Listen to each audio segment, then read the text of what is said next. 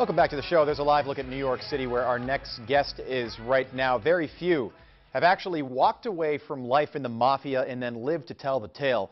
Michael Franzese was a mobster in the Colombo crime family in New York in the 80s and 90s, making more money than anyone in the underworld since Al Capone. But then he was caught, he went to prison, and he got out of what he calls the life. Michael is with us this morning talking about the release of his new movie, which is based on his life, called God the Father. Michael, good morning. Thanks for being with us. Good morning, Rob. Thank you. Now, I know you've gotten this question before, but I'd like to hear it from you. What's the worst thing you've ever done? Have you ever killed somebody? Well, Rob, yeah, I get that question all the time. For some reason, people are fascinated, intrigued, curious with that. But listen, I can only say this. That life is a violent life at times, and if you're part of the life, you're part of the violence, and there's no escape. So, I think you understand from that point. Yeah, so you're not saying, no, you haven't. We'll take that. You went from being a medical student at Hofstra University, and then you suddenly moved up in the Colombo crime family. Now, how did this all come to pass? I also want to note that it was Halloween 1975 when you did become a made man, almost 40 years ago to the day. Tell us about that transition. Well, yeah, I was inducted into the family. Halloween night 1975 was myself and 5 other gentlemen. And, I had been proposed by my dad, who was the underboss of the family, back in the 60s. And went through kind of a pledge period where I had to prove myself worthy to become a member, and then, the formal induction in 75. And, you come in as a soldier. I was very motivated to be the best possible mob guy I could be. And I was fortunate. I knew how to use that life to benefit me in business. Went on to make a lot of money and do some things. And in 1980, I was appointed a capo regime, or captain, in the family. And I operated in that capacity for, the next several years.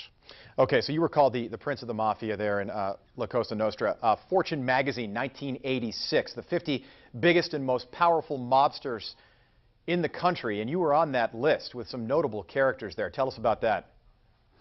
Yeah, they put me on that list. They actually had a chart with the 50 of us on there, and I was number 18 in rank. I was the youngest guy on the list. I was 5 behind Gotti at the time. And, those lists don't help you out. I was in prison when it came out, so they locked me down for a while. There's a lot of rumblings on the street. Those things don't do you any good. But, I was unfortunately made a name for myself, both with law enforcement and on the street. And I had a major bullseye on my back, became a big target.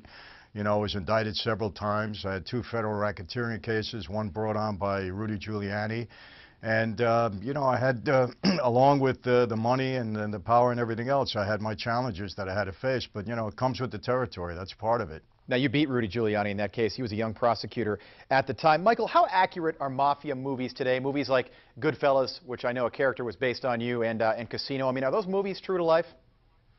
Goodfellas, Donnie Brasco, they got it pretty close. I mean, they have good consultants, I would say, on those 2 films, and I knew all those guys, so they got it pretty close. The characters were portrayed very well, I thought. So if you want to look at a mob movie and say how close to reality, I would say those 2 would do the job for you. All right, so some estimates, Michael, have you making between $8 and $10 million a month back in your heyday. How did you change from being a made man to what you call a real man? And then please tell us about Jesus, who you call a man's man. Well, in 1984, I was bringing in a considerable amount of money. It was actually $8 to $10 million a week into my operation. And we, I was, among many things I was doing, I was making movies. I had a production company, and long story short, I met a young lady. She was a dancer in the film that I was producing, and she's now my wife of 29 years. And she was a young girl of faith, a young Christian woman, and through her, I accepted Christ into my life through a number of challenges. I mean, it didn't happen overnight for me. It was a real process. But, yeah, I mean, I tell people all the time, from the time I was a kid, all I ever heard in my life is that I had to be a man's man, and I was very in tune with the character of manhood, the standard of manhood that I had to live up to. Right. And, when I came to Christ, I separated, his deity from his manhood and studied the type of man he was, and quite honestly, you know, there was no greater man that ever walked the face of the earth, and it's you know, depicted and it's told that way in the New Testament. So I was attracted to his character, Yep. and eventually, you know, I became a strong follower of him. And but again, I always say he appealed first to my intellect, and then it went down into my heart. And what's happened over the past 15 years is a good indication. And Michael, a lot of those guys on that list, that top 50 list, are dead today. I believe 44 of them. Quickly, Michael, we're tight on time. Do you think you're going to heaven when you die? Well, I know I am. You know, you're forgiven. I mean, that's the basis of the Christian faith. And, you know, if you are truly sorry, you're forgiven. And, you know, you don't pull a scam on God. He knows our hearts. But if you don't believe that, then you may as well, you know, give up your faith. But, yeah, I believe it. All right, final question. Do you miss the life, and where's the mafia today? Is it as powerful as it was in the 80s and 90s? It's not. You know, it was kind of the golden era from the 30s, 40s, right through the 80s when I, you know, finally left. But it's still alive and well. I mean, it's not going away in my lifetime, I'm sure. But, you know, just different.